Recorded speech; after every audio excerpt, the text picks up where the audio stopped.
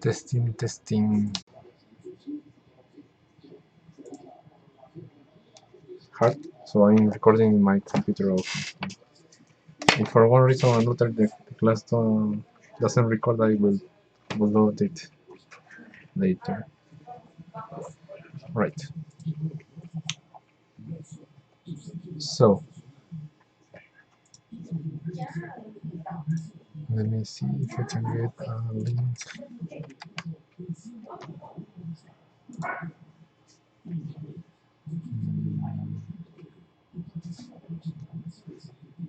Not sure how to share this.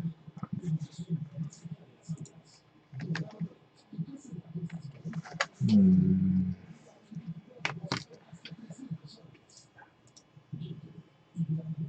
Oh, my.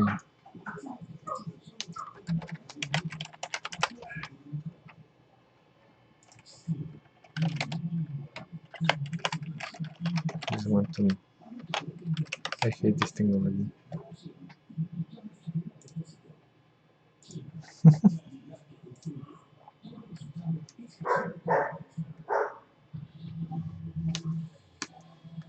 So we are few people, right? 32 people. So no.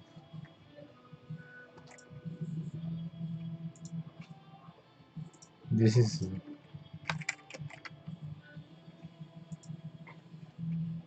so. Right. Let's better start. First, like a quick reminder of what color is. Remember, light are electromagnetic waves that are perceived by your eyes. Yes, your eyes perceive light. And here in the back of your eyes, you have organs or cells, whatever you want to call them. One is like a cone, and the other one is like a stick. Yeah, one measure the quantity of light, and the other one measure the quality of the wavelength, electromagnetic wave. So one is color and one is like luminosity, especially sensitive to that. Yeah, it's very easy to do this. Alright. Now, these are like three kinds of subtypes, whatever you want to call them. It's not. This is not a biology class, so one is specialized in red waves, the other one green waves, and the last one blue waves. So this is called light on RGB, right? So all color systems are based on this system that is in your eye. I know that maybe some of you are colorblind, so if you are colorblind, probably you know this, but this means that two things, possibly two things. One is that you don't have one of these receptors. Maybe you don't have red, you don't have green, or you don't have blue. That's a possibility. Another possibility is that the blue that you see is different. Maybe it's not that blue, but another one. Same with the red, the green and the red. So you may have only two receptors, or you have one not a standard receptor, or if you are lucky, you have a fourth receptor. But I want to find a way that you can make this use these colors that you are not able to see. It's like painting an invisible thing. So some reason, if you can, if that makes sense, it's possible, and it's possible to do your own system. Maybe a red green or red blue or green blue. But anyway, passing by. So I have the red. Never forget the green and the blue. If you have these color wheels in any uh, painting program, yes, maybe Photoshop or Clip Studio or Krita or anything, you have this color wheel. It comes with the program. So if you're colorblind, you probably see this one and this one, or this one and this one, or this one and this one. That means that you can see a third of the color wheel, same as everybody else. Yeah.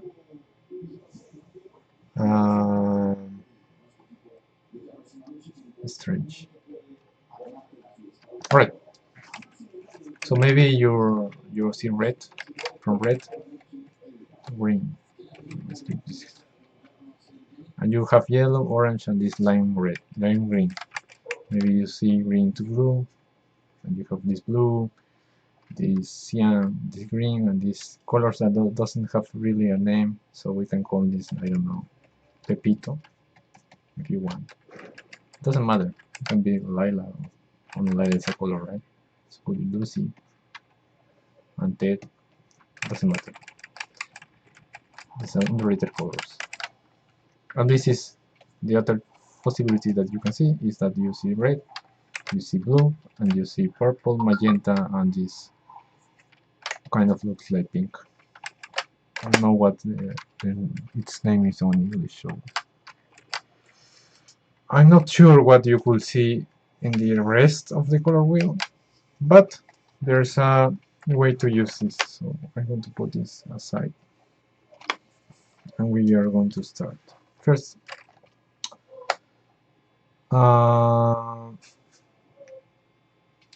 color have a lot of relations between themselves. Also, they have like a components that make the color the that creates the color. For example, I have this red.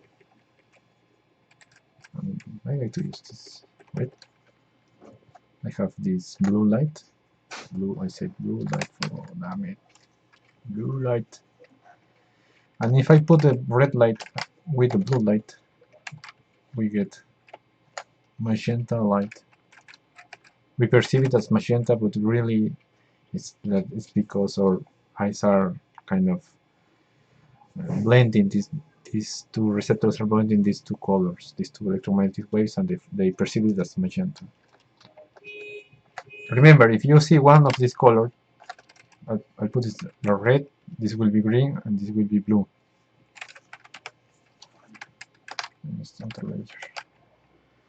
So if you see one of these colors, you have to work it accordingly. You find those two colors that you can see, and you have all the colors, right? This will be magenta, this will be cyan, and this is yellow. Yeah.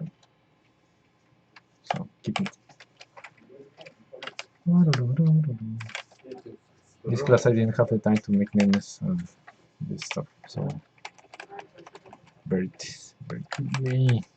Red with green, it gives yellow, and green with blue give us cyan. If you can see it, just put it a name. We'll get to that point that you can use this if you're colorblind. You're a terrible person, man. Terrible person. You need help. So, this is lighting. I mean, this is our electromagnetic waves. If they go directly to our eyes, this is the computations that we will perceive. But normally we don't see light of color. We only see light of color in bars and that kind of places on maybe TV, but not as much in real life. In real life, we only see lighter bluish from the down, like early in the morning, so everything is kind of bluish, and then in the sunset, everything's kind of orange, red, something like that. After that, we have the bulb light, bulbs. Wait, that way behind were like orange, but now are white, or somewhat like white, not quite white. So it's kind of hard to see this lots of color. I mean, if I have the white color, the white light, it has inside of it all the colors, as I've said last class. All the colors are here, inside the white light. Don't forget this. So I have these combinations.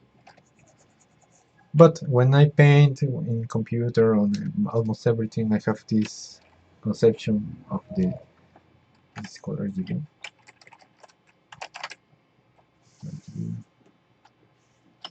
CNY. CNY system is using this. And it kind of works backwards. So if I get this with this, this, this.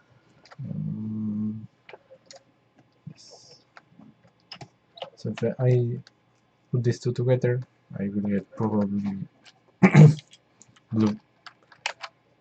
I will put it as this way because you are so terrible. And if you have this and this color, you will get green. And if you have this and this, you will get red. It's kind of inverse system. So these are the primaries.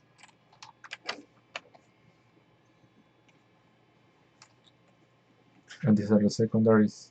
And the other one is inverted. There's no more. But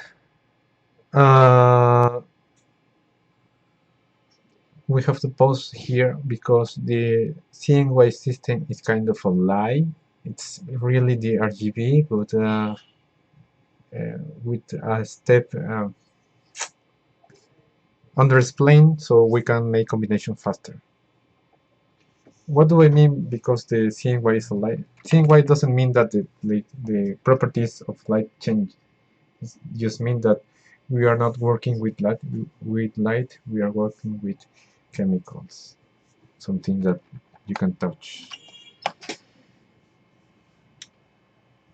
To better understand this,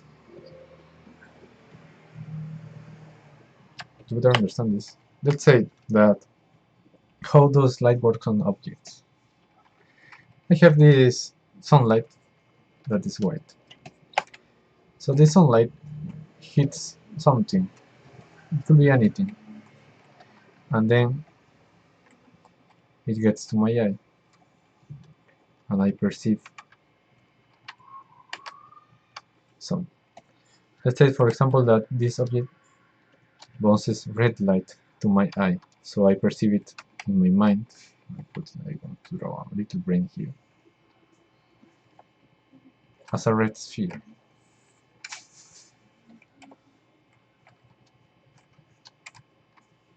Do the nose here so you can.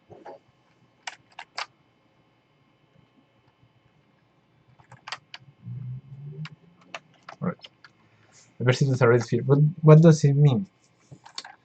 If red is here, and blue is here, and green is here, why do I have to? And only red bounces off. This means that this chemical holds hostage green and blue. So green light comes here and bounces, and stays inside. But green stays inside, it doesn't get out. Same with blue. But red can get out. Red doesn't even get inside. Red comes and bounces. This get inside. Something like this. If that makes sense. But if we remember red, I mean blue with blue with green, what color it is? What color is left? Is equal to cyan.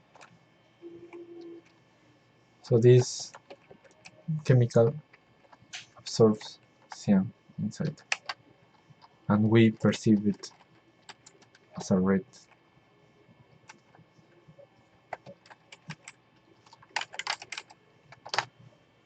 Do you understand this? I don't want to go further if I'm not sure that you understand this concept. First, we have to understand the chemical like a net that traps only some wavelengths of the light, and then make them, and then I put it like this. It's better. For example, just for in case there's the light, and I have this net. So this color gets trapped and this color gets trapped, but this one passes. It's very true, right? Something like this is happening in a very tiny field. So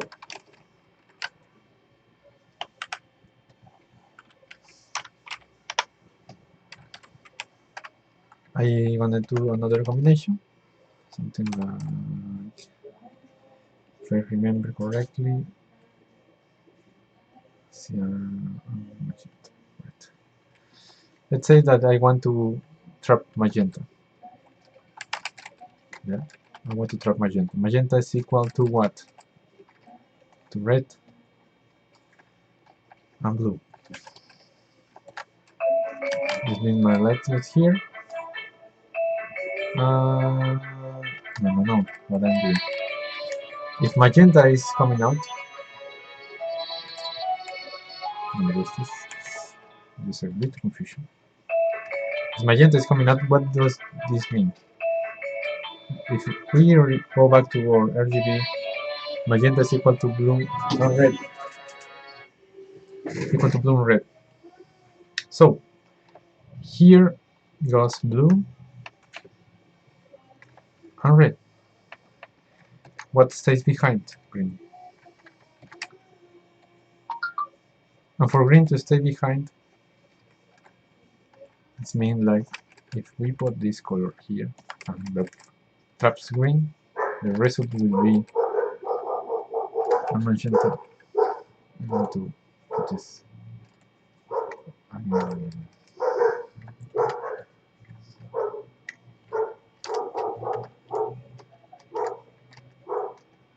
Right. Now this is like vital for you to know what color to pick and know how this color transforms with each kind of light that punches punches the chemical. This is quite useful. Quite useful. Why is then if I will have, I know, something that traps only blue and something that traps only red, the results will be what? If I trap only blue, that means that I have two colors that are going out. What are those colors? Someone has an answer for that? I'm checking the chat so to know if you are paying attention or not.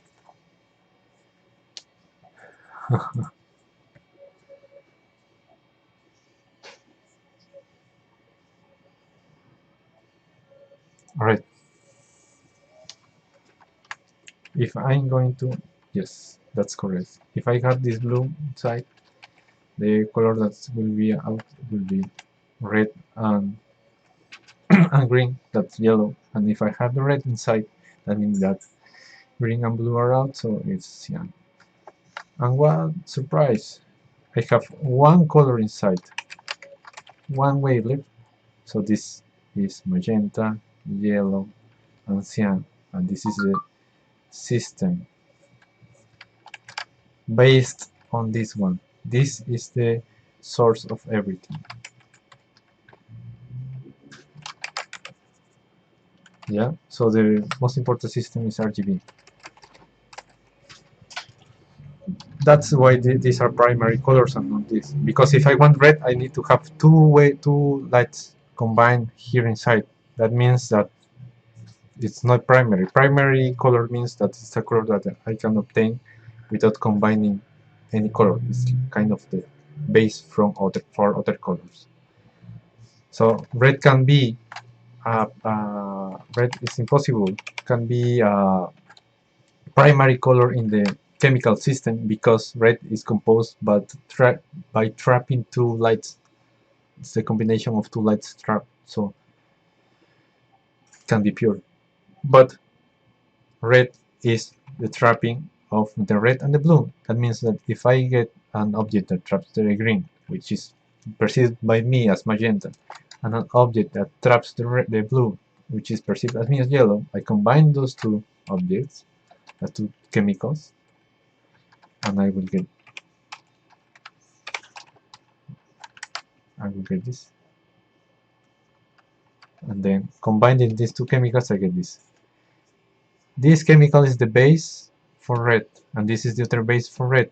So that's why magenta and yellow are primary in a chemical system that we call like CNY. Someone put the K, but K is really all three combined, so it's not really a part of that system. And that's how you get red.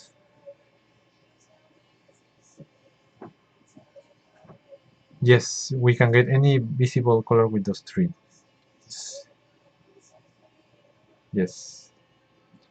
But remember, traditional painting, this oil painting, this acuarela se dice en español, watercolor, are just chemicals that traps some kind of light. So it's all light. Everything is light.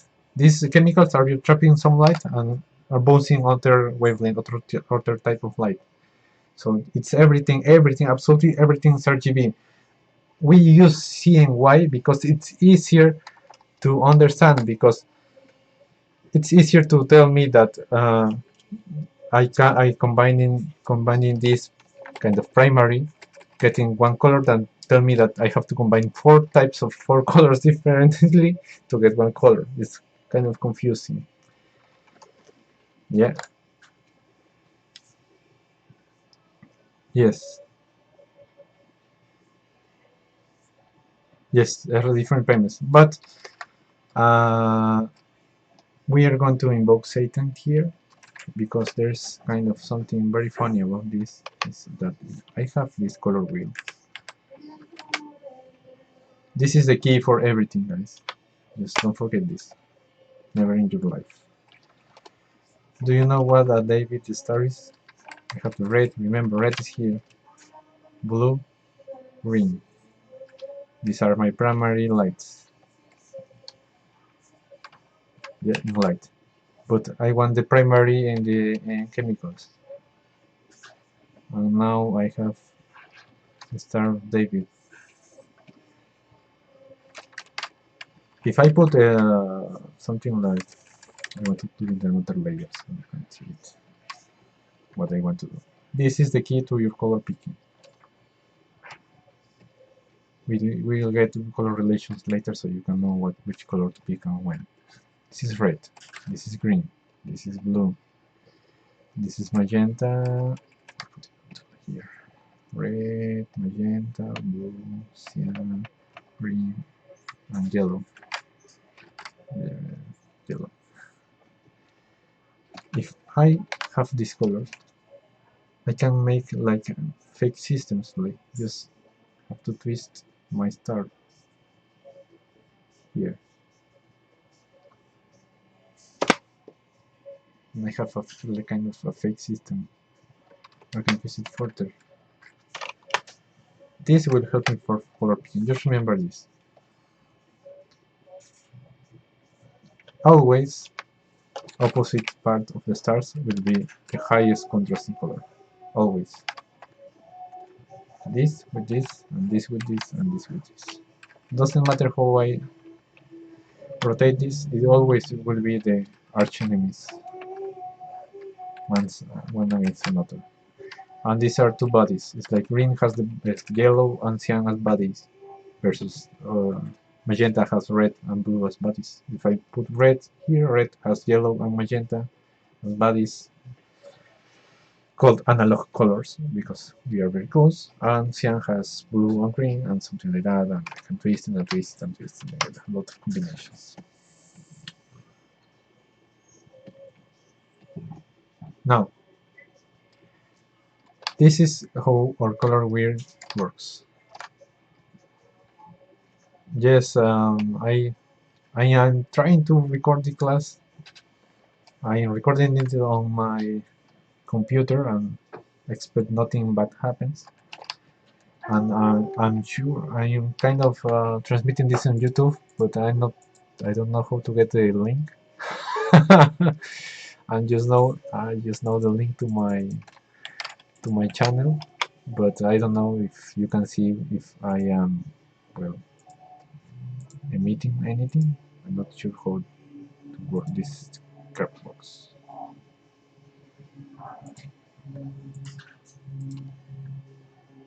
Well, I did not have the time to test it.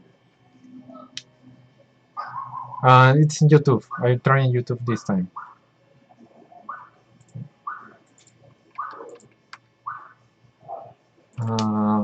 If you wait a second.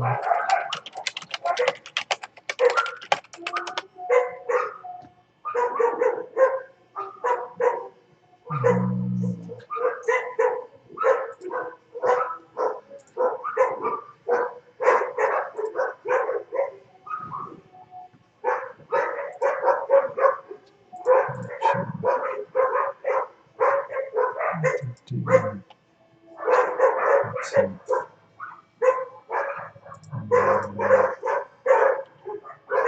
It's almost noise. I can fix it. Alright, let's not get distracted. So for you colorblind people, just remember this: magenta, yellow, and teal. You just have to find two of these relations, and you just put in the other parts of the wheel that you can differentiate. I'm not sure how it is, but remember it's always a triangle that has the same length in all his sides. In Spanish it's like equilatero, but in English I'm not sure what it's called. So anyway, alright.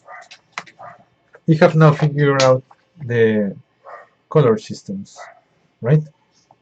That's how, like, we know now like 10% of how color works. Now, color has three things. We are just checking the hue of the color. This is called hue, and in Spanish it's called matiz. Hue is the wavelength. Yeah, it's the color itself. Hue. I'm gonna put this here just for fun. Yeah, you can pick it here in your design program or anything. You pick the hue. It's the wheel. Always the wheel is the hue. Then we have another thing. It's very important. It's called brightness in color, but it's also called tone. And someone called it value. It has a lot of names. The primary name for me is tone. Yeah, but in the programs it's called brightness. And some artists call it values. Okay. What is this component of color? It's the quantity of light that we are perceiving with our eyes. If we are if we are seeing something with a lot of light, it has a lot of light. The light source is very strong. It tends to white. It's clear. It's bright. I call it brightness. Yeah, it's bright. But if the light is dim or it's inexistent, it goes to black. So we'll have something like going to a little. I'll try to do a little. Yeah, something like this. This is the brightness from white to black. For example, if I have red here, Red probably is kind of here, and I take away light from red. I have to go this going down. I'm going down to a darker red because there's such small light beams that I'm perceiving that it goes near black. Yeah. If I put more light, more red light, or any kind of light, just more light, quantity of light goes up, red loses its purity and goes to black, to white. I am putting some bright on red. Finally, with the light is at its maximum, it goes white. There you go, white. Ah, yeah. Yep, we have this. Figure it out. Yeah. So that's brightness. And the color has is the quantity of light that we are perceiving. More light goes to white. Maximum light, white. Minimum light, which means zero light, goes to black. To absolute black. Absolute black is a nightmare for artists. You will see. We will see that later. Remember the nightmare. Absolute white is the other nightmare, but it's kind of it's easier to deal with. Yes, because we can see it.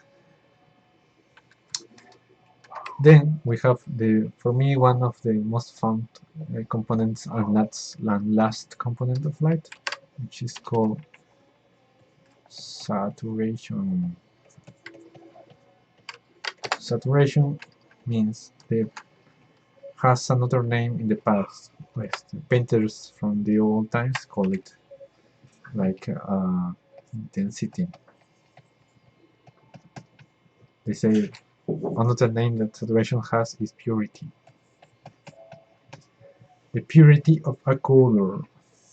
What what do I mean by a pure color? I don't mean that like a virgin color or something like, oh, it's a color from God or nothing like that. A pure color, which what means? Remember, we have this white light coming, yeah, and inside we know that has all the colors inside,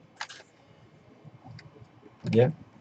When we perceive light, this doesn't mean that colors disappear. It just means that maybe we see the down of the sunset of, and we see it red, not because blue and green are not there, just because red takes a lot of, it's there in more quantity. Yeah, that's why we perceive it as red. But it's not pure because it has green and it has blue. Purity means that I'm going to erase this blue and green and it's going to be pure red. No white, no green, no blue, real pure red. The most saturated red of all. The red of reds. Yeah? The king of kings, whatever you want to call them. The fat of fat colors. Whatever you want to call them. This red is the most saturated red, the most pure red that there is. And it's always here on the wheel here. These are the purest colors of each kind. Pure red, as we can see here, is kind of a middle tone. If I'm going to pick pure blue, probably will be closer to black because blue is a darker color. If I will pick yellow, probably will be close to the white because it's a bright color. Because white has a lot of light in it. Yeah, saturation is purity. We have this color wheel. So you can know. I'm going to put everything here. Here.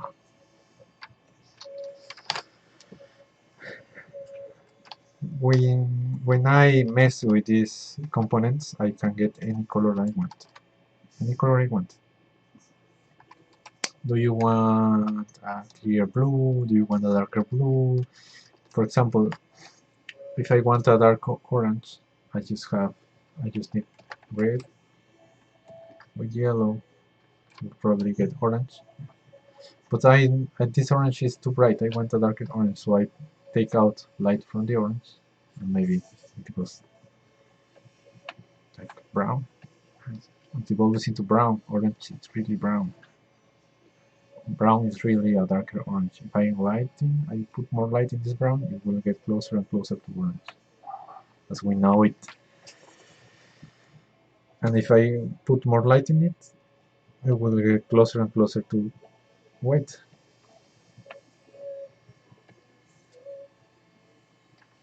Yeah, it's like if I have three switches. I have this switch here, this switch here. It's not. And this switch here. Put this as hue. This is brightness, and this is saturation. I move it up or down. Saturation is purity, pure or impure. We'll get this soon. I have brightness. I have the white and the black. Yes, a lot of light, no light at all, no light at all. And in the hue, I have the wavelength I want to pick. Probably I have like this, and shouldn't like something like this. This magenta is kind of half magenta is here and half magenta is here. Depends of the program, but normally it's kind of here. I have all the colors here. Yep. I move one up, one down, one up, one down, and I will get any color that I want.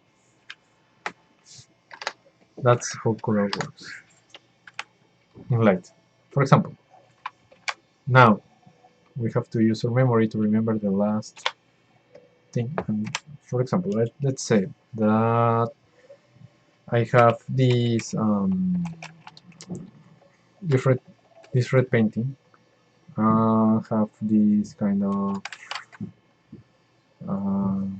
magenta painting.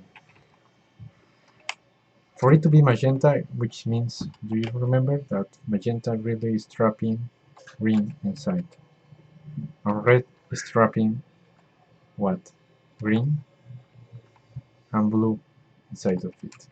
The chemical, I mean. I only perceive the surface. So I perceive magenta. There's no blue. Wait.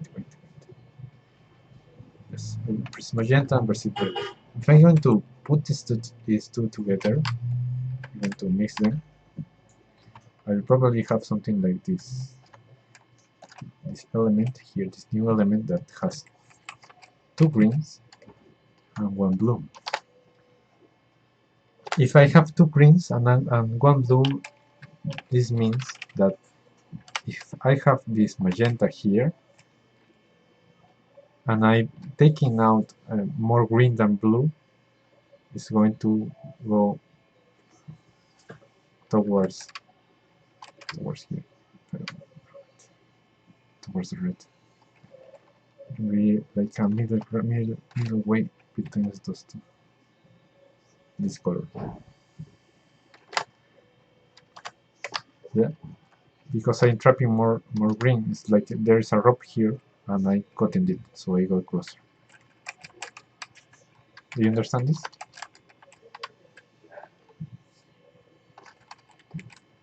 We are fine now.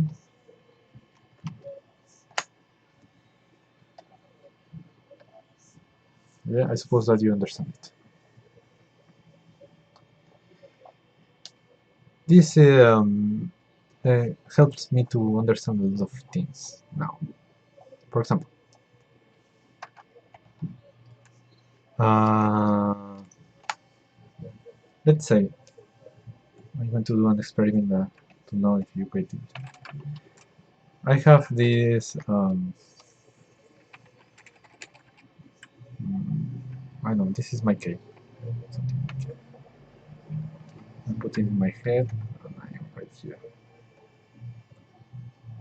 That's all. Yeah, this is white light coming, so I perceive this as blue. Yeah, everything is correct. What happens if I take out this white light and I change it for red light? What will happen to the blue?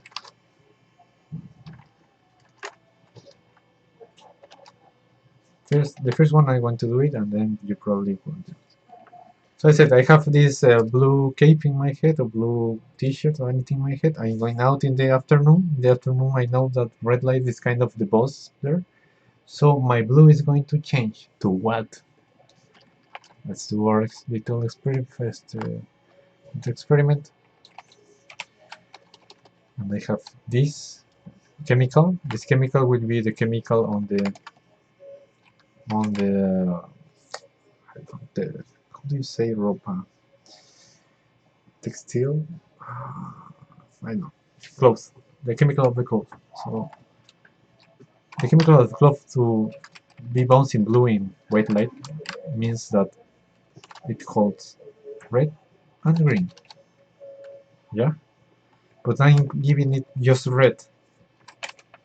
What does it mean? That will trap all the light that it can. It will trap all the red that it can.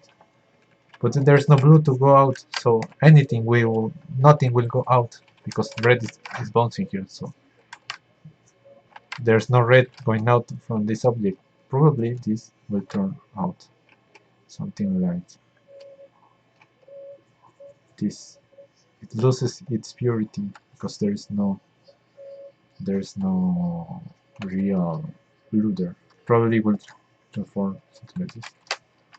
Something like that. Yeah, because this element only traps. Oh well, you're right. You're right. I'm forgetting.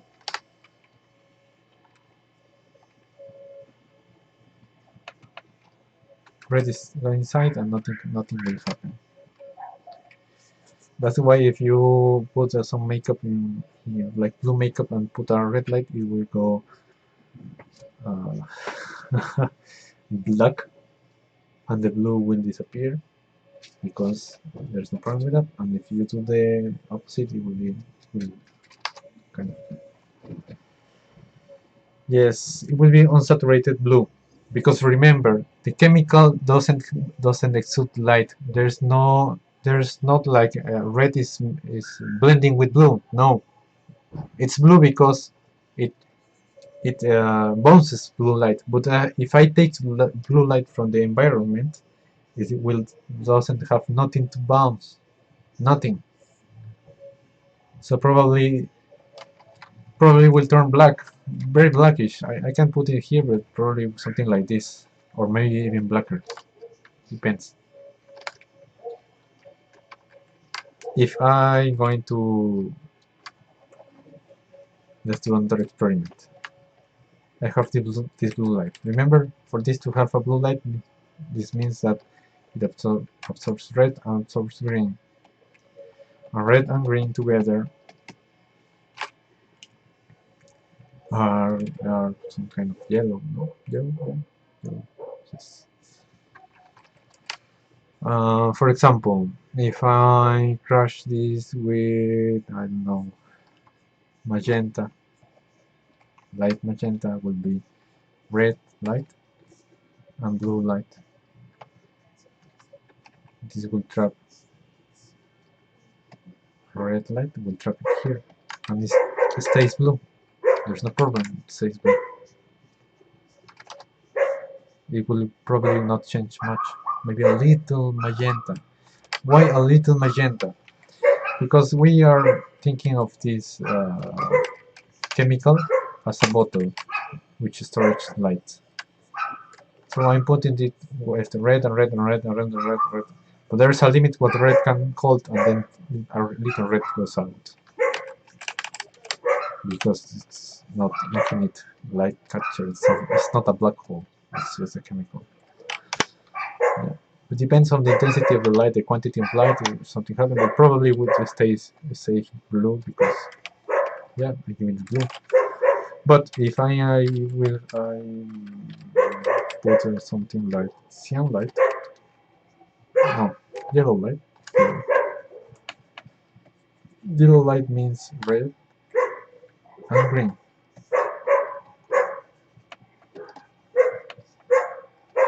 Probably remember to be blue because red and green, so green stays inside also. So probably we always will put blackish also, same as with red. Let's change if we put cyan light to this versus this. Cyan light means blue and green. The green stay here and the blue goes out.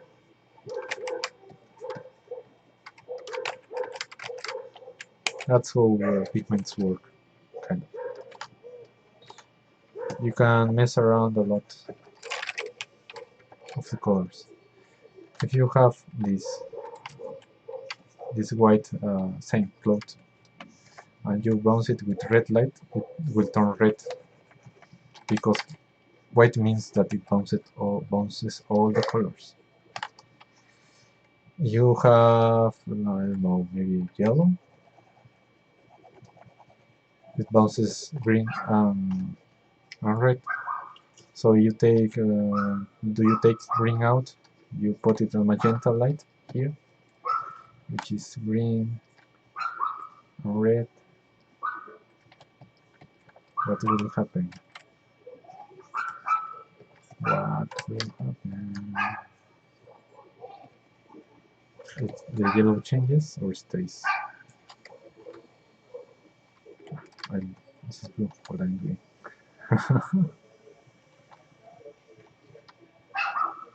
This to be yellow has to trap what colors? Let's see.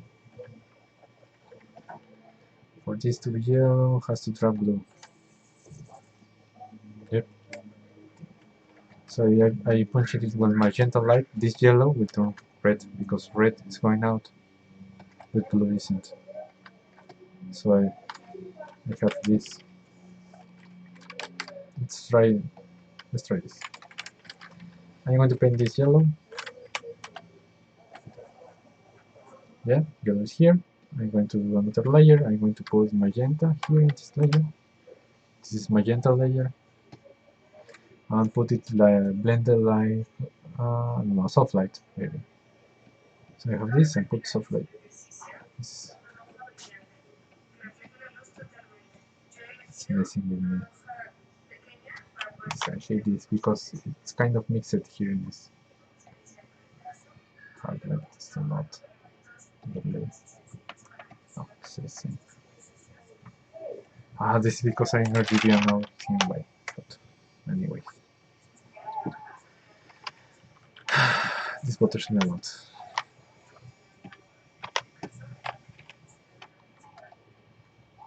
Anyway.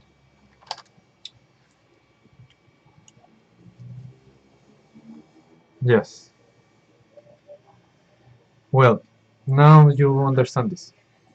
Do you understand how this works and how pigment works and anything? What happens if I have this cyan white, this magenta thing and this cyan thing? There are no lights, they are chemicals. This means that they each inside have like green inside.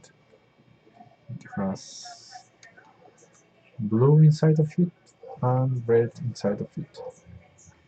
If I'm going to mix these two, these three, I mean, together,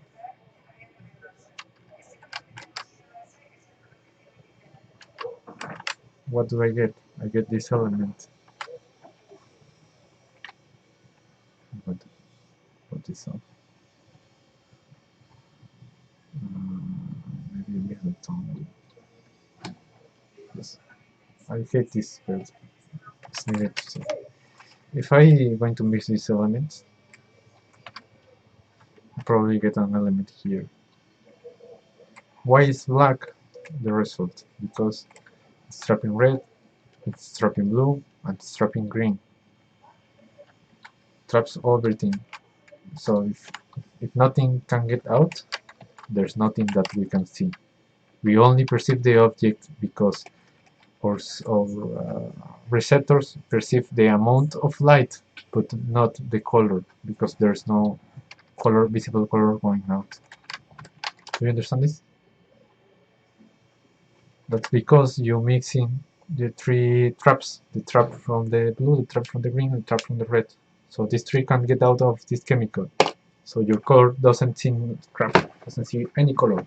And when we don't have any color, things are monochrome in the grayscale, from absolute black to absolute white. So we see a dark ball, we see a white board, everything. We see some man with white hair, some man with black hair, because they have all the colors inside. But you will say, but Omar, what about the objects that are white? Remember, white objects bounce all the light. Yeah, but what about the gray objects? How do you get gray? Because they have a limit to the light they can hold.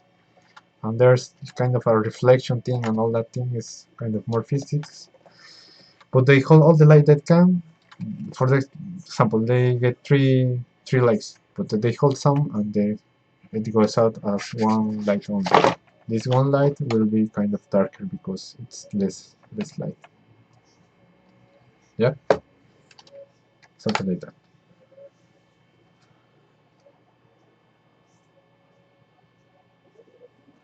Yes.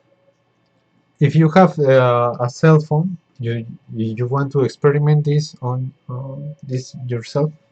You just need like another cell phone, another mobile. Download this app that are color lights, and then you get this color light from WhatsApp. Maybe you put a red light, and the other one puts a green light, and you in the night in absolute darkness you start lighting things, and you will see that blue objects turn like kind of blackish because there's no blue light going out, just the red one of your cell phone. But if you mix it with your I don't know, your blue light, it will be magenta, and the blue will stay kind of blue because it will try to hold its color, something like that. Yeah, you can try this. It's quite fun, but it has to be absolute darkness because our cell phones have not a lot of emitting. They are not very powerful emitting light. They're kind of weak. So what can we do? Now, this is objective stuff. If you are colorblind, you just have to know where to find these two colors. You triangle the last color that you can perceive and work it that way. There's a trick to know which colors, um, how do you say, interact with each other. We're going to get there. Now, the first system, the light system, is called additive system because we are adding lights. We add blue light with red light, and we get magenta light. And we combine all the three lights, we get the supreme light that is white. Alright. White is all the colors combined white.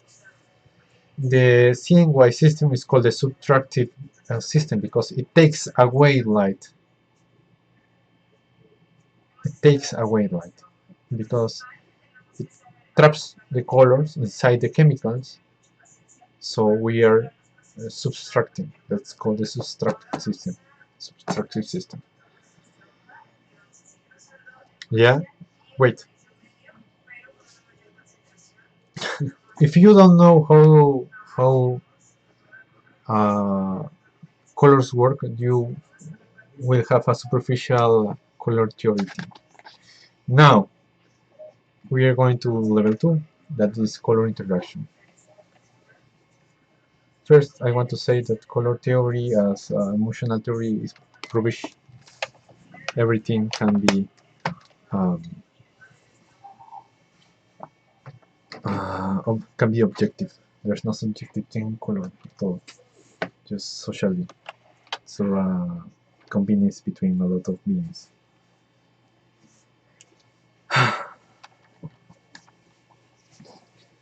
This is a red.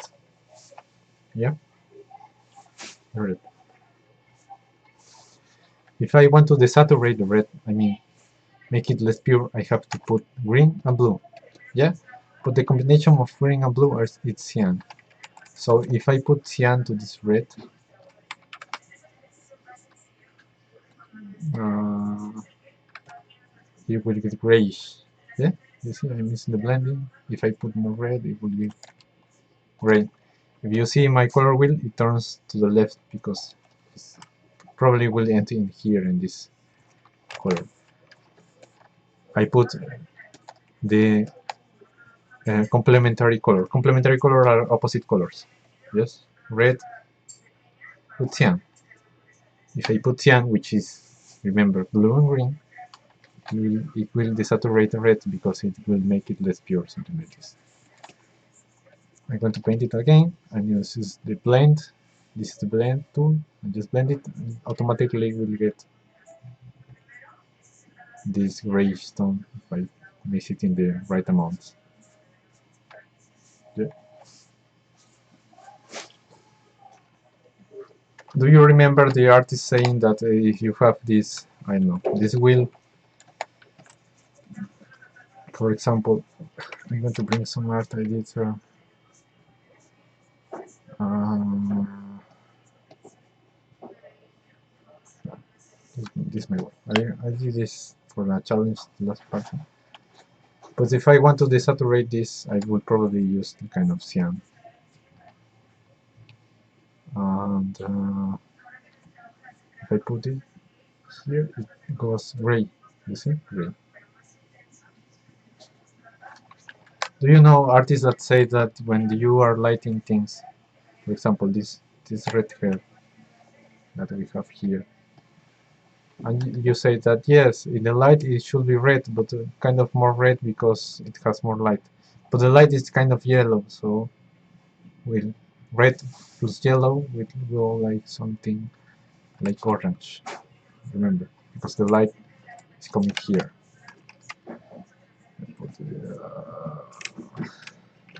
Yes.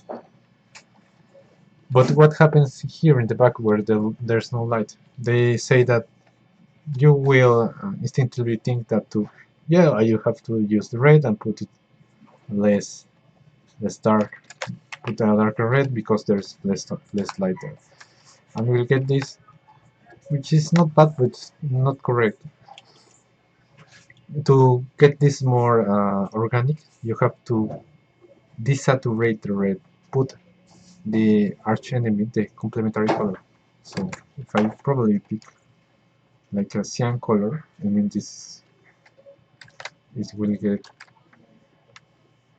this, but there it's not it's not that absolute as this orange, so it probably will get halfway. The red is going to the cyan because it will have more blue, and just move the color wheel like closer to the cyan from this red a little, and at the same time that you are lowering the light, uh, maybe a little more darker, a little more here, and you see this is kind of, I put this will be a bit more yellow, and this feels a lot nicer. Yeah.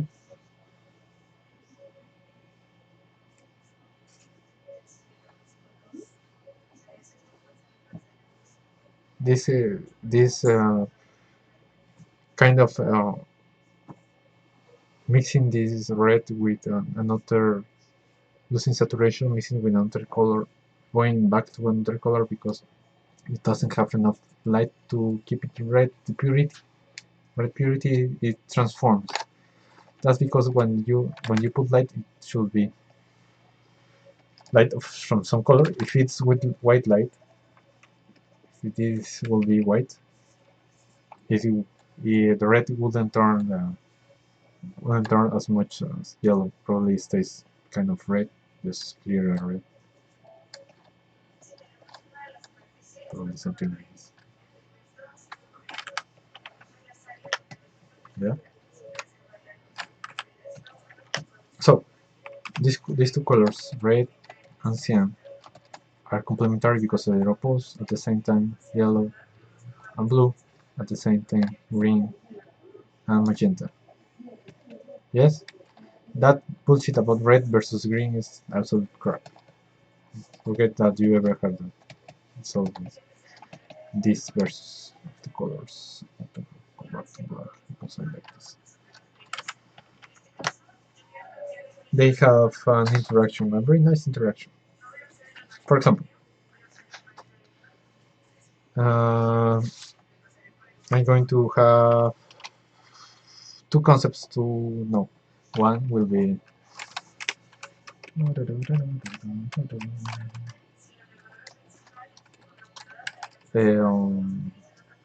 susceptible,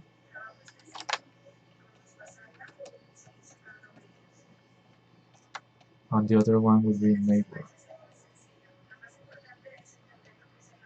color. Yeah, neighbor color affects susceptible color. Yep. When any color can be neighbor, any color can be susceptible. Yeah. How this stuff works? Very, very simple thing to do. If I have this, for example, and I put this red here. Red. I said red. I'm going to copy this red.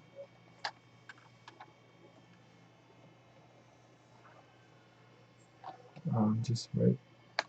Yeah. If I were to put cyan here,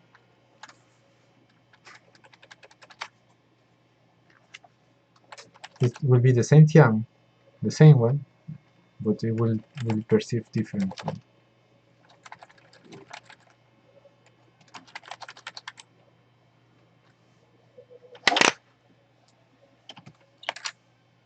Just the size, quantity of red versus the quantity of cyan.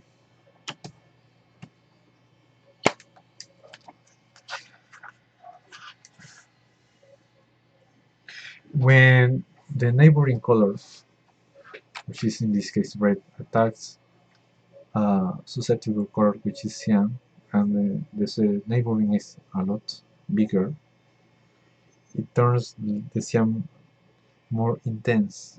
It gets like super cyan.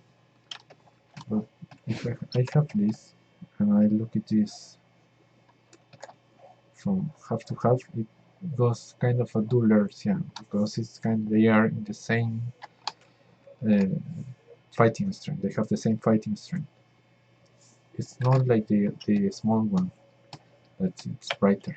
It's looks like more saturated, but it is not.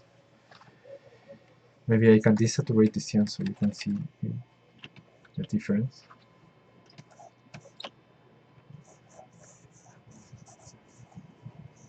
Something like this. Yeah, it's the shine. Yeah, this only happens with complementary colors. Yeah, if the complementary color is a lot it's around more in more quantity than the blah, blah, blah, blah. The neighboring color has more quantity than the susceptible color. The susceptible color will turn that like an elevated saturation apparently. This looks kind of blurry. Something like that. That happens. You get something like let's see. Wait a minute. use, wait a minute, brighter cyan. I have an example.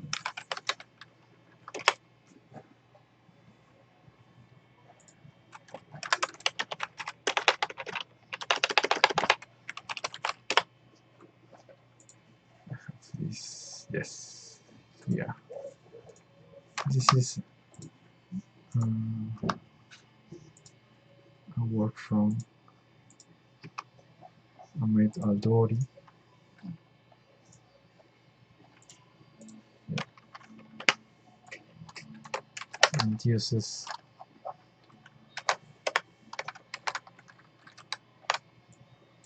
the red versus the cyan. This is cyan versus red.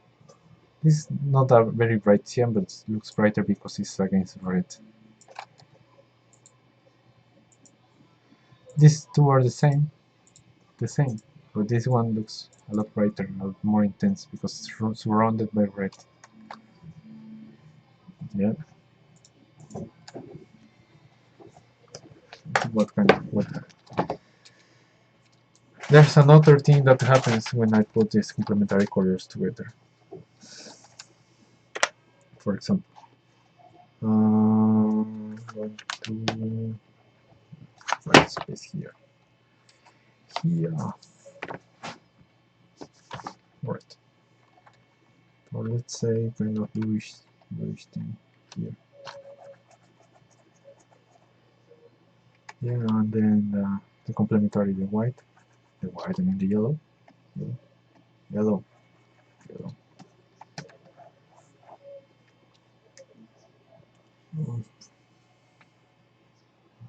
For example, I could put this, I don't know,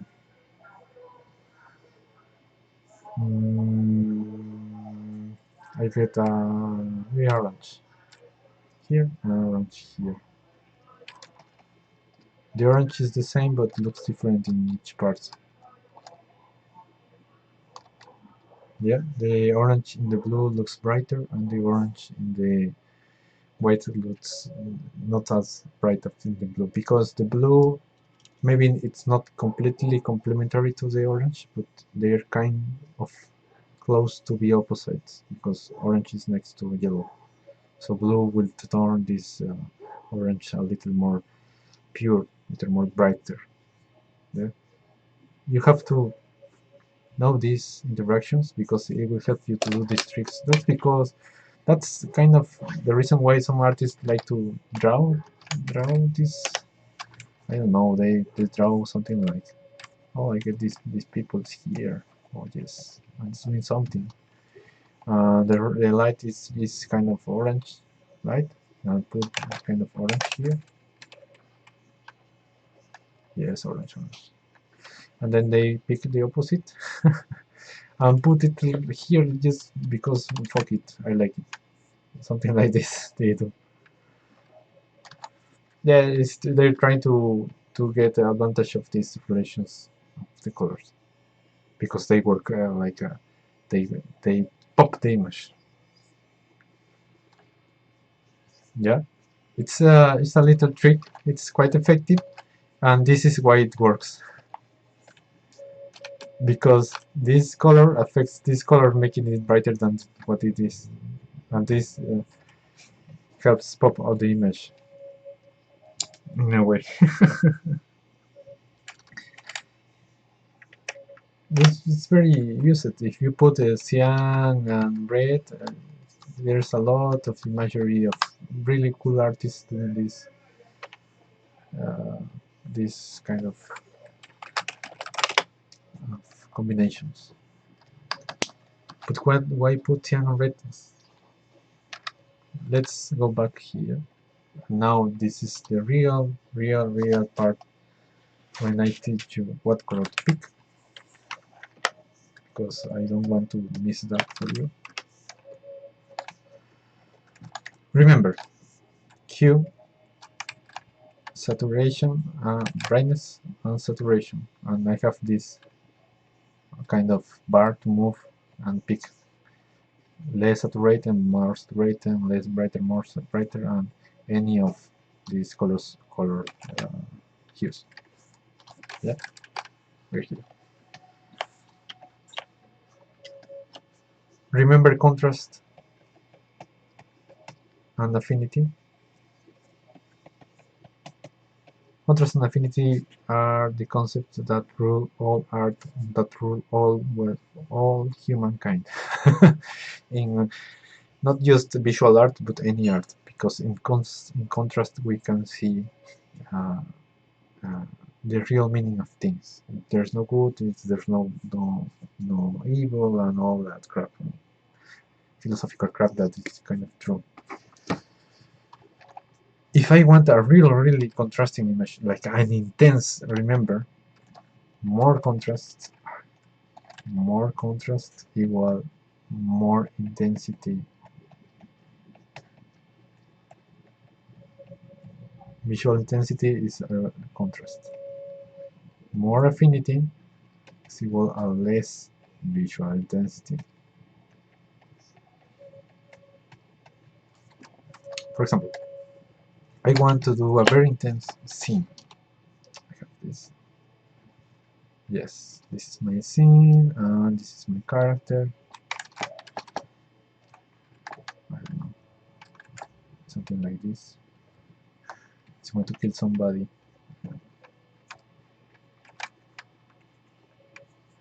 Yeah, something like that. And he is kind of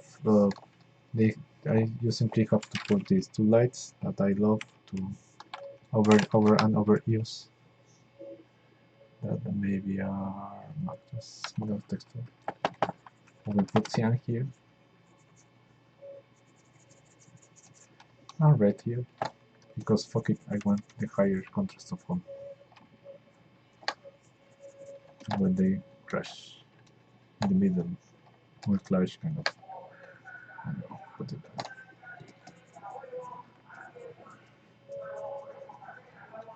This is the red light that I will use. Yes.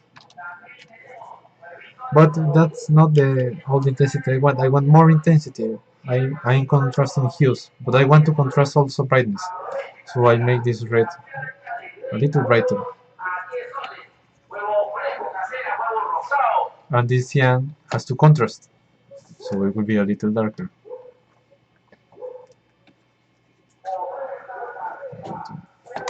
Try to do this. I'm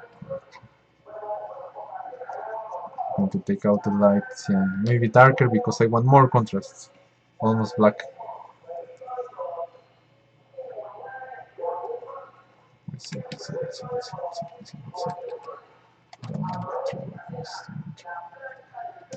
I'm going to give you also something like this.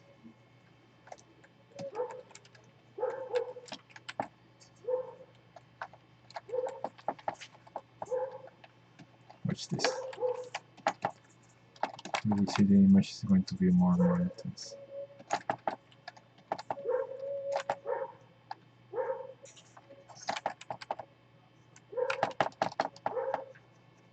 I'm going to so you can see what I'm doing.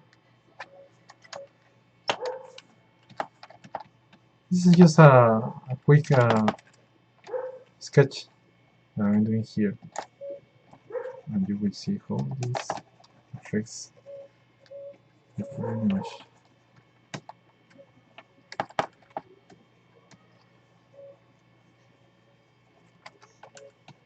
This is the darker zones. The darker zones will be cyan because there's no red light bonds in them. I have this very bright light, red light, versus this very dark cyan that is this character color, real color. I don't know, something like that.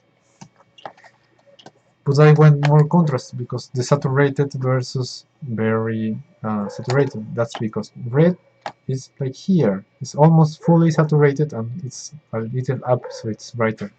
And cyan is almost desaturated completely. It's not pure. It has a lot of red in it, and it's quite down in the brightness. So this probably would be one of the more intense image that I can get, because if I put it is less intense. Let me show you how this I make this. This is too much. I don't want it to be this intense. It's no, it's not edible. So what I have to do, I just need to put these things closer, which means what? First, I will not pick cyan because cyan is the opposite of red, so maybe something closer, maybe this kind of magenta, and not too far away, maybe a middle way here, and try to this will be messy, guys, but no, try to do it. I put in magenta, magenta.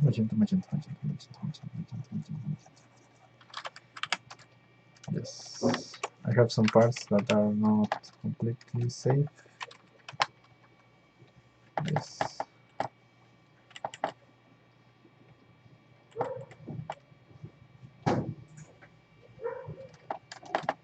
No, it's not that bad. I mean, red, I put it more pure and less bright red, not that brighter red. Uh, closer to magenta, and the resulting image won't be as harsh as the first one.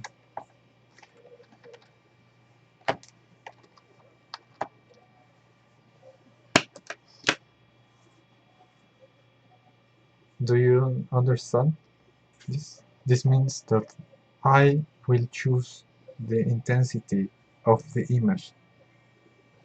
Visual intensity, means that the people that are watching your art will get a physical or emotional reaction very strong. Maybe a lot of anger, maybe a lot of sadness, maybe something more complex, maybe mixed feelings, something like that, because it's intense, it's grabbing you by you know what and doesn't let go. But when you do something more, not as much, not that intense, you can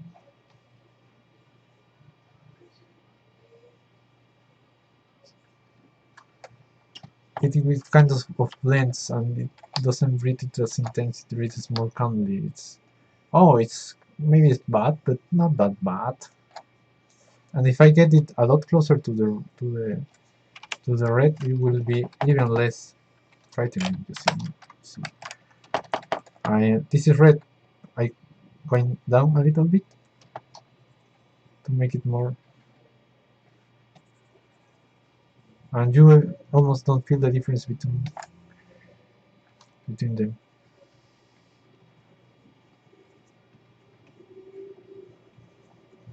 because it has a lot more affinity. It's not that different. It's less intense than the other one. Being less intense means that you control directly the emotions of the people that are seeing what you think. So, if you want to pick colors for an intensity, maybe a killing or something like that, just pick opposite colors and make it use all the contrast that you have, the contrast in hue, the contrast in brightness, and the contrast in saturation. You put all the contrast there, and you get the most intense image.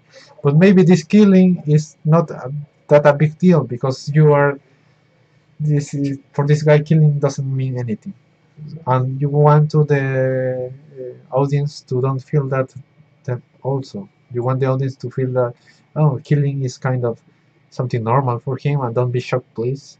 There's no problem with this, and maybe you don't contrast the colors too much, because it's normal. Don't do it. But when he kills himself, he is doing something that he's not used to. He learned something. He's very hard, so put a lot of contrast. You control the contrast and affinity in your sequence of image or in your same image to convey emotion. You can convey intense emotion, or you can convey calm emotion. That's when you see like a calm landscape, you feel relaxed, because it's not intense. But if you change the colors and put it one against another, it will be more intense. You see, Caravaggio paintings have a lot of claroscuro, which means light and dark. It's very intense. The complete absolute white versus absolute black. They hit each other and they punch each other. It shocks your face. Yeah.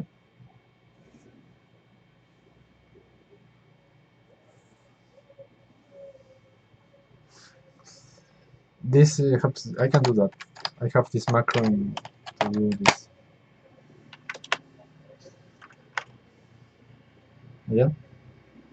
You check the values and you know this. This happens. It's less intense. It's kind of blurry. Yes. There's a reason for that too. So, I'm going to do an example here of a sequence. Maybe you can help me with this. I have this sequence of art. Put this here and here, here. I don't care. I don't care too much. So we're going to make this story like this introduction. Come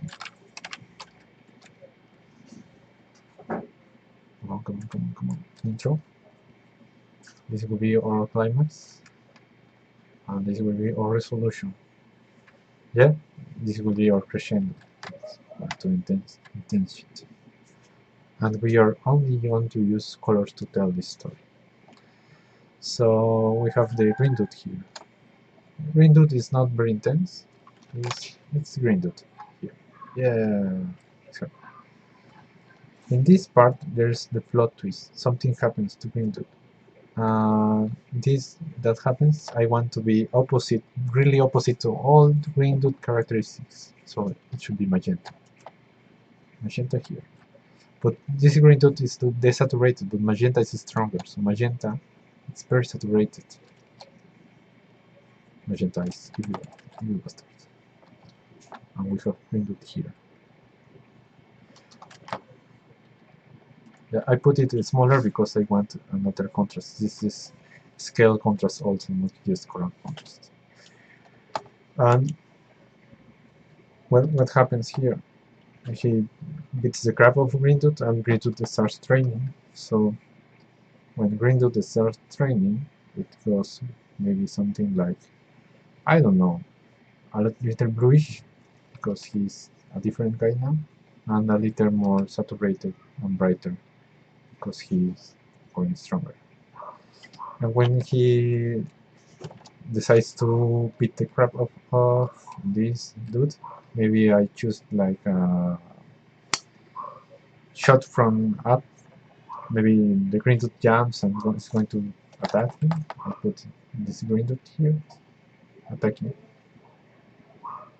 Yeah, and this guy is not that bigger because it's down from it.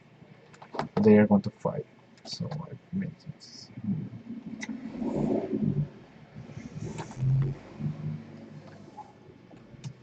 This fight ends with the highest contrast of all because I'm putting the two in the kind of the same relation and the same strength. Yeah, almost completely saturated green versus completely saturated magenta. And remember, they are complementary colors. They beat the crap each other. And what happened here? Maybe the green body wins, but it kind of befriends. No. Change his ways. Change his ways, and it goes a little bit more closer to Sienna. Yeah, and it's the new one. But what happens if he wins but he gets almost destroyed completely? Maybe I put a lighter green because he's dead. He's a big, maybe not that light green because it's too much. Maybe less, not something like here. It's weaker.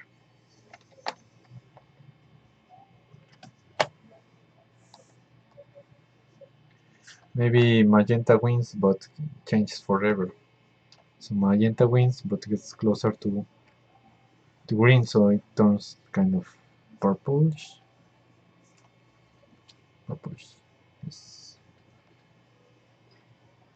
And it gets a scar. I put this scar like green, like a green scar, something like for here. Yeah.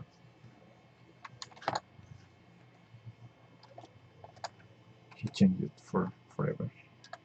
I don't know, something like that. Maybe I know that this is too much contrast because I want this to be the more contrasted part. So this is too much. When I see it now, no, this can be. So I'm going to turn this magenta not as bright because no, I want them to fight, but not to be that difference in powers. But I want the magenta to have a little edge, so I put some parts of it in total. Yeah, in total saturation, but the other ones in darker, less saturated magenta. So making this more having this more affinity with green, not be that intense. And this is also too intense because I want this to be the top, so I need this to be less intense. Maybe I put the less green here, something like, I don't know. I'm just messing with intensity. I want him to be uh, stronger, but not that stronger, so maybe this color will help. Something like that. Maybe I can mix this like a yin yang thing, so make it more intense.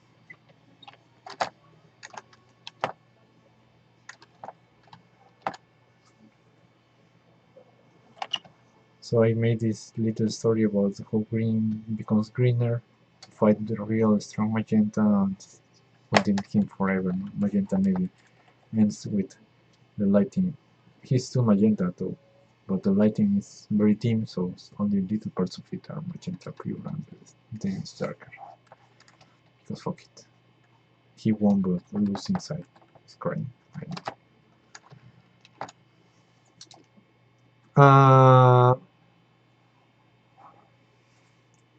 Well,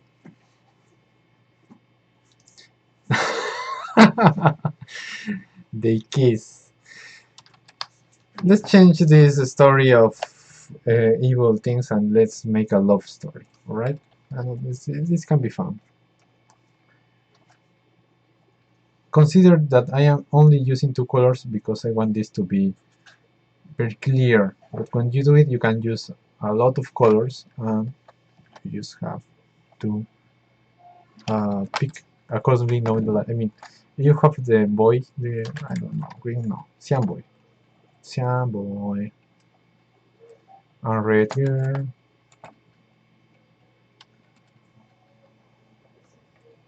Yeah, he sees her. Oh my god, this red girl.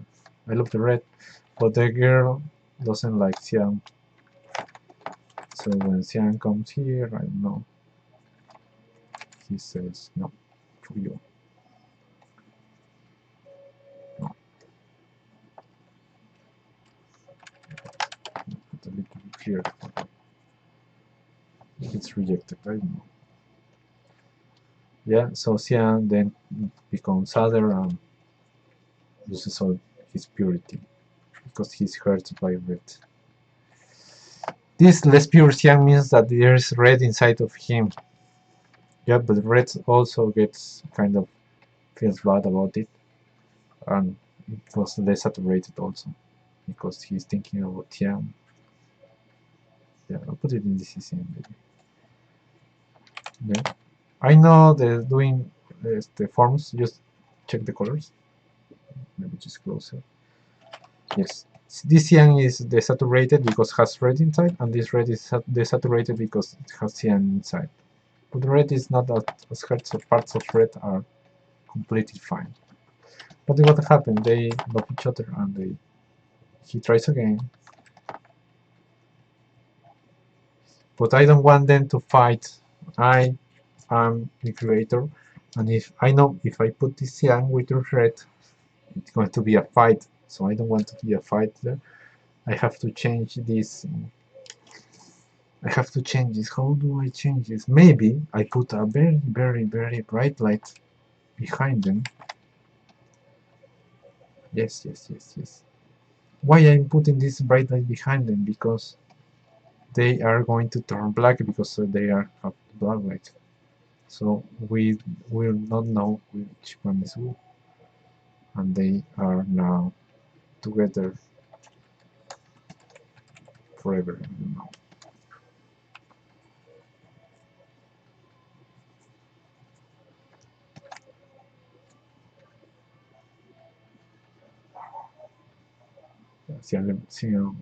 Something like that. I am putting a different kind of contrast here.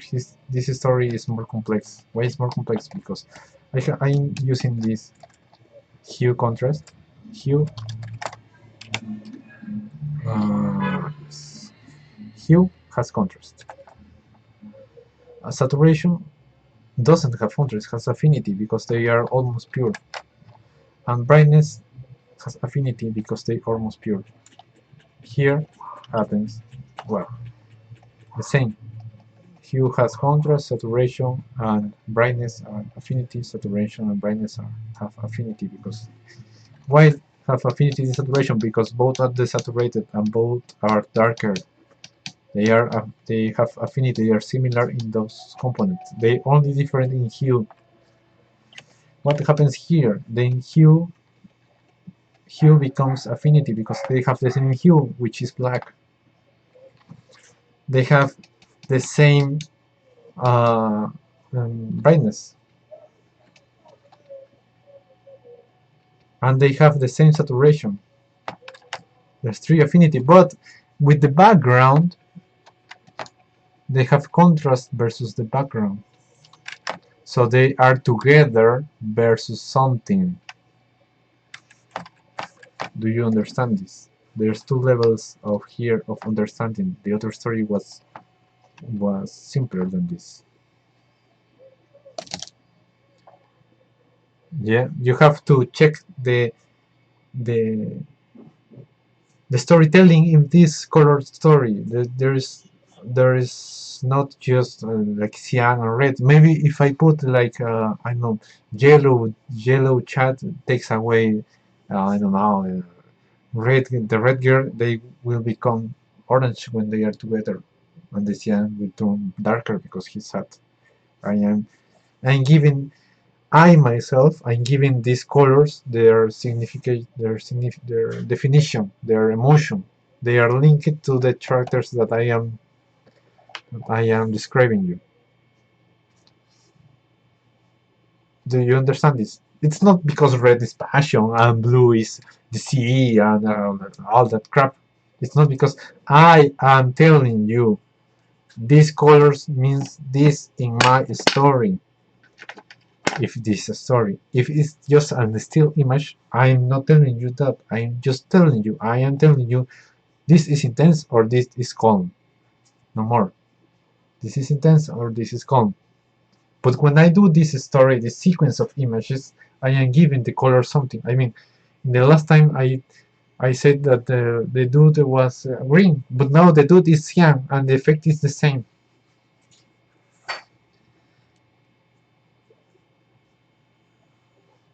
You can feel these exchanges of the color because I am talking to you and giving them in this moment. Maybe I can use the same colors to tell a different love story because here in this story my focus are their feelings, but maybe I can have a story where the focus is their reaction to the environment. What do you mean by that? I put this cyan dude together with this red girl and they're in a toxic relationship. I don't know what hell. And then they are I don't know. They are together. Remember, so I can force it. They look very dark, but here comes this guy. It's not completely on the light, so I can see it as, I don't know, yellow dude. And what happens here? What do you think that will happen? Maybe yellow will take one of them will get closer to yellow, and to make this story not that much of a cliche, it's Redgear which stays. Let's say here, and then Cyan dude gets closer to white dude. When Redgear sees this, I put this pretty close shot of Redgear. I'm going to get it darker because he's very other brighter because she's feeling brighter. This is a negative feeling, and I put it brighter because this environment I'm going to combine cyan and yellow, and I'll put it kind of green because it's the combination of the two.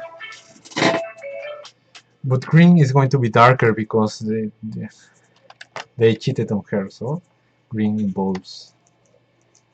I put this kind of green color here and the red here. Very bright. And this green maybe a little darker even.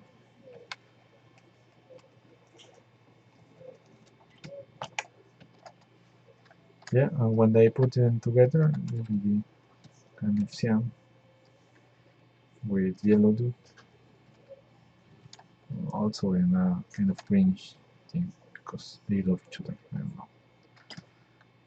I'm using the same colors and giving them different meanings. Colors doesn't mean shit if I'm not putting them. Yep.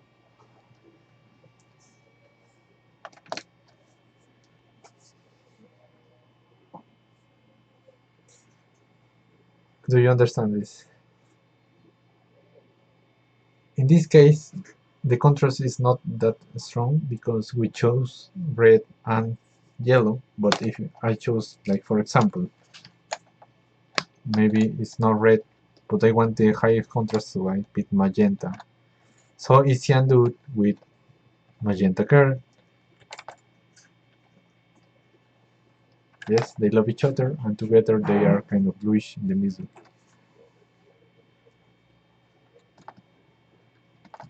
Yeah, I'm using more color now. They're kind of bluish in the middle, and when there's a lot of light, they don't turn black, but turn blue because they are together.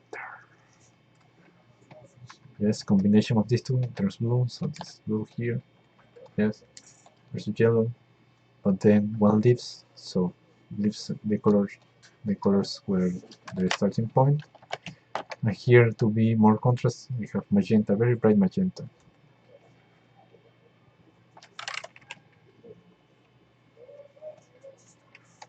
And maybe I put a lot darker green. Yes, more intense. Yes, I picked my colors badly the first time, but this time it's better because I'm transmitting more. Yeah. So we control just one thing, the contrast. And if we control the contrast, we control the intensity of the feelings.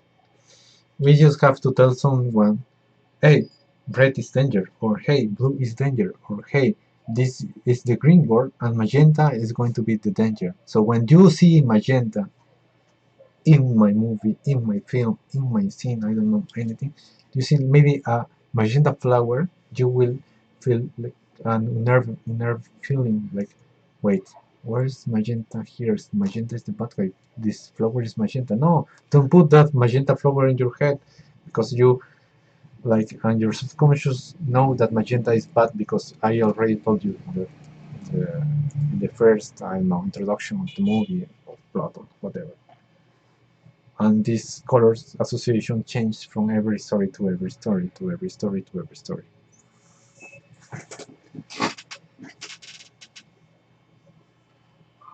Yeah, something like that. This is how you pick colors. You pick the colors that you want, and only use lighting to get them more intense. But Omar, what happened? I don't want to use any color. I just want to be happy and have this normal life of people that are this color. I don't know. Maybe you want to do a normal story and people have a color that is kind of skin color, something like here, and others have this skin color, and maybe another have this skin color. Yeah. But what can I do? Because there's no black, I don't know, blue people in the world. No, just you have to mess with the light. If you can mess with the chemical, mess with the light. Just put a blue light because they are in a good mood. Remember, blue reacts differently versus this one. And when they are in danger, put, I don't know, maybe a totally magenta light. Grab this.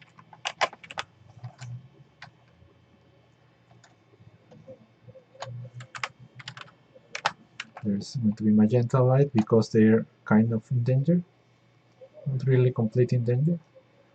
But they mess up badly.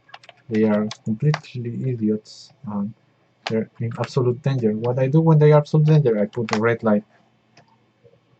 Something like, I don't know, this, this, this red.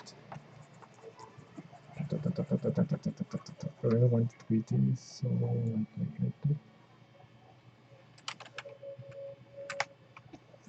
Yeah, because I have a crescendo of troubles. Ah, this is no danger. That's terrible. No danger. Some danger. You're fucked. Yeah. But it can be blue, it doesn't have to be red. I can put different types of lighting here and there. I mean, maybe this is the afternoon when they don't present the homework for Socorro and they are fucked, so they are in the afternoon. I'm not controlling even the light, I am controlling time. I know that in the afternoon everything will be reddish, so I put them in the afternoon when they are trouble. And they are not only reddish, because in the afternoon there's a lot of high contrast, so they are darker also. They can be darker. They have a darker theme here. I don't know. Yeah, darker and darker and darker. So it's more contrasting. It's more intense. See? Because it has more contrast and this has more affinities.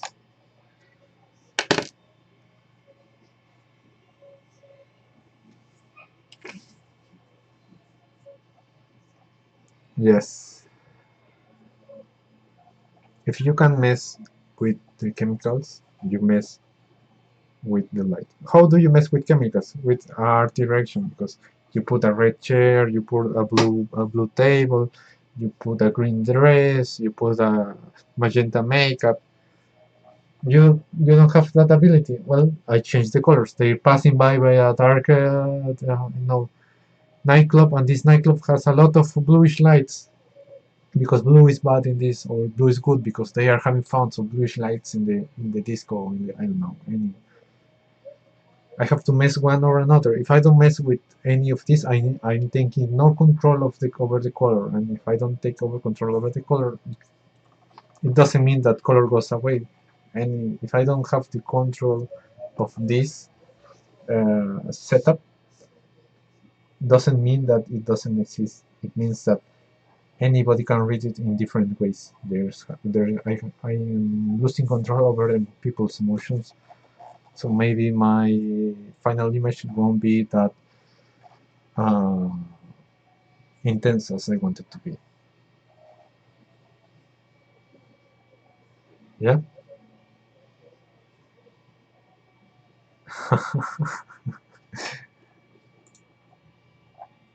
I just have to mess with the hues, the saturation, and the brightness. If you are colorblind, I would probably advise you to get the best contrast and the more intense things with saturation and brightness. Not hue because you can see it clearly or you can see it the same way that everybody does, but you can have a lot of control over the saturation and the brightness because that's the same for everyone. Yeah,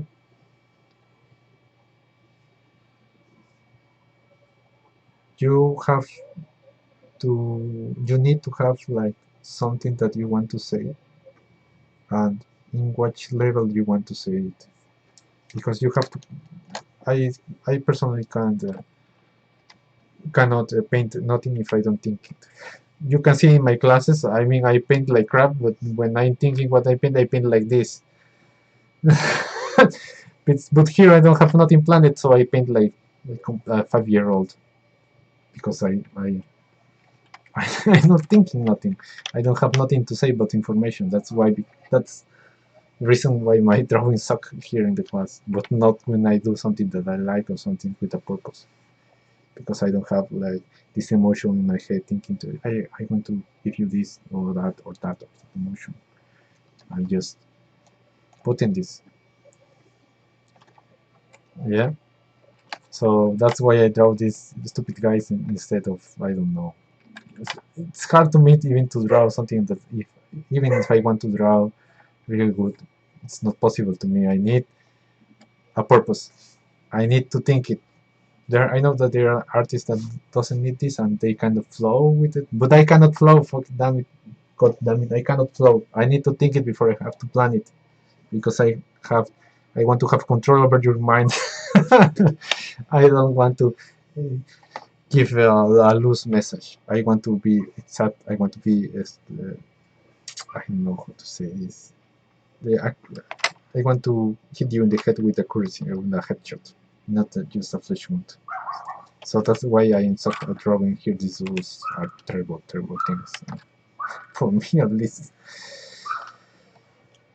Yeah. So there's a lot of colors relations.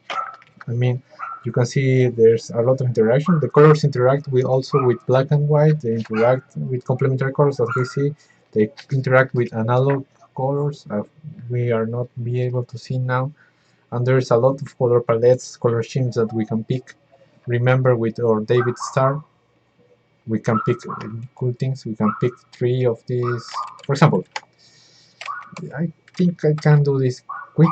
If you want to do something great, maybe I'm going to pick this and put the fuck. Yeah, I have this. I want to do a story of one versus the other.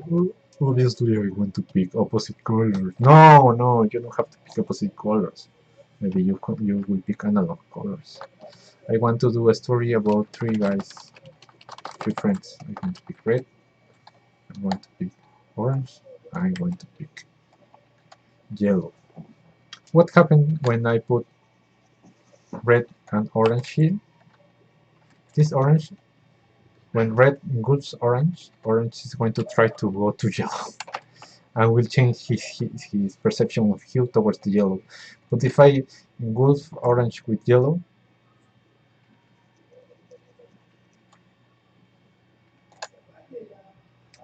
it will go towards red. It's the same orange, but I don't know if you can see them differently.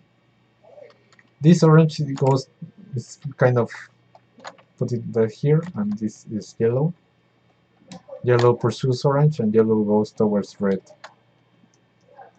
It moves his hue. But if I get this orange and put a red behind it, you see this orange? This orange, god damn it. Why not? Ah, it's a stupid thing. Orange. This orange will go towards white, search for red towards white. This kind of analog colors doesn't want to be with anyone else. If we are three dudes here, this and this and this, I mean this goes to here because he's more. This green will go towards the cyan because he wants to run away from this. It's too intense for him. No, no, no. Just friends, no more. So that's another kind of relation that happens between colors. But anyway, I was telling you, we have our David start. Red, God damn it. Red, green, blue, blah, blah, blah, blah, magenta, cyan, yellow. Yes. I want to do a story of one versus two people. It doesn't have to be a fight. It can be just maybe one goal. I don't know. For example, this is the goal of these two characters, and these characters would be this between purple, between blue and magenta, and magenta with and pink, which is basically red with magenta here. And these two are going to try to go to the One Piece. But they're taking different roads, so this one is taking this road, so probably in the middle we'll find blue, and maybe cyan, and this in the middle we'll probably find red and orange, and yellow. And I make these compositions of, I don't know, this painting using this palette. What is my palette? The purple, the green, and the magenta, magenta red. I don't know, this one doesn't have any. This will work nicely. Maybe this is the evil bastard, and will be a versus with those two, because they're friends. And they will combine their forces to be real magenta, I don't know, Capitan Planeta. Whatever you want. There's a lot of correlations that you can investigate, that you can try, that you want to play. There's infinite possibilities of combination of colors. I'm not going to teach you how to pick colors in the way that, yeah, pick this color with this color and this saturation with this brightness will do a great palette. It doesn't have to be like that. I'm just giving you how this works. With this combination, with this combination of these components of color, you get this contrast, and with this combination, you get this affinity. Choose where to put contrast. Choose where to put affinity. What if I don't want? I only have one image. For example, when I did this, I'm using this as an example because it's fresh in my mind. I didn't know what I was doing here. First, I want to just color talking because there's a lot more than color here, space, line, and all the other things. I wanted to use focus here. What did I do for you to focus here? I put this saturation, this completely absolute saturated red, and engulf this part. But it doesn't touch it directly, because if it touches directly, it loses its effect. It meshes with the head. No. I put this like aureola, this darker red aureola, which is not really red, because if you see this, it's going from red towards a little magenta. And this, I'm putting this darker orange and brighter orange, because I want you to see the teeth. I have this contrast here versus here in brightness. I have this contrast of this orange with this white in hue and saturation. This leg, I don't want it to blend with the other leg, so I put contrast here in color. This contrast on saturation and brightness, but it's not contrasting hue because it's the same pants, so it's the same hue. Doesn't have sense if it were not like that. Yeah, I want here to be where the light hits. When this light hits this orange, it was like yellowish, more yellow, and this red towards orange because this light is yellow color. Why do I pick this red, this blue? This looks like green, but really is cyan. If you see my color I'm picking, it's in this part of the spectrum of color. I want this high contrast with this because I want to also to get your looks just here. I just want you to look here, and when you look here I want you to look here and maybe a little bit here. This is high contrast with this in what? In saturation. So these two are going to talk because they are contrasting each other. Between this and this there's a contrast also, but in what? In brightness, and they are going to talk. Here there's not much contrast. They're too far away to be contrasting because there's like a degrade, I don't know how to blend. It's blend this slowly into this, so it has affinity because from brightness comes to medium tones and darker tones and medium tones. So it has like a ladder of brightness. It doesn't contrast as much as maybe this, which is dark versus bright. Dark versus bright. It has high contrast, so high intensity. I'm putting a lot more intensity here because I want you to look here, feel here, and less intensity and more affinity here because I don't want you to look here. I don't want you to look here. I put it black. All this part has affinity within itself because it's same color, same hue, same brightness, same everything. I am erasing this, but when I put in this, I am in I am affecting these colors to be brighter because I'm putting a darker color. When I put a brighter color, it looks even more brighter. I am doing the same thing with this part. If I didn't know how to light, probably would light all this color and would probably call much attention because it's darker versus brighter. Contrast takes attention. I wanted the tail to be on front. Just for fun.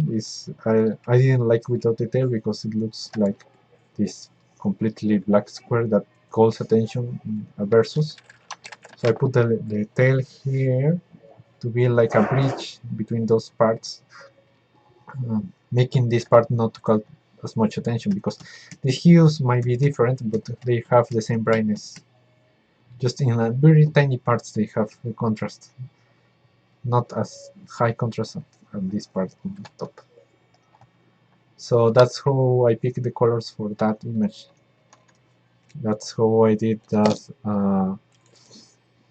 that painting. I choose my colors in that way. I mean, they doesn't have to be red or orange or yellow. It could be any color that I want. It could be making a cyan lion, I don't know, or a cyan people. It's like the James Cameron Avatar or something like that. If the Avatarians were magenta, it would be kind of hard to see the movie because everything is green versus magenta. It would be hard to your eyes because the intensity. Terrible. And it doesn't have to be the characters that are represented by colors. I mean, places have colors also. If I have a story of two people, one is a city boy and the other is a country boy, and they meet each other, city has like these bluish darker tones with high contrasts between the lighting because there's shadows projected by buildings, but the field is kind of greenish, maybe kind of I using morning light, so it's kind of yellow, and it doesn't have this brightness contrast because there are no shadows projected by anything because everything is kind of flat. There just the sky and the ground, nothing more, something like that. It's sad. Well, this is all I can give you today. We'll probably get in the second part of color because there's a lot more to know about color for the next week. We are 34 people. It's like a third or maybe a fifth from last time. I guess that's Sorkora doing, but uh, it's fine. I hope this helps you to pick colors, to pick shadows. I mean, if you have red lighting, do you know how what lights do your skin catches? Maybe your skin catches a lot more red or less red, more blue, less blue, more green. And do you know what is melamine works and all that? Ah, I need more water. Well, I'm going to stop the stream now. I hope it's recorded, and if it is, I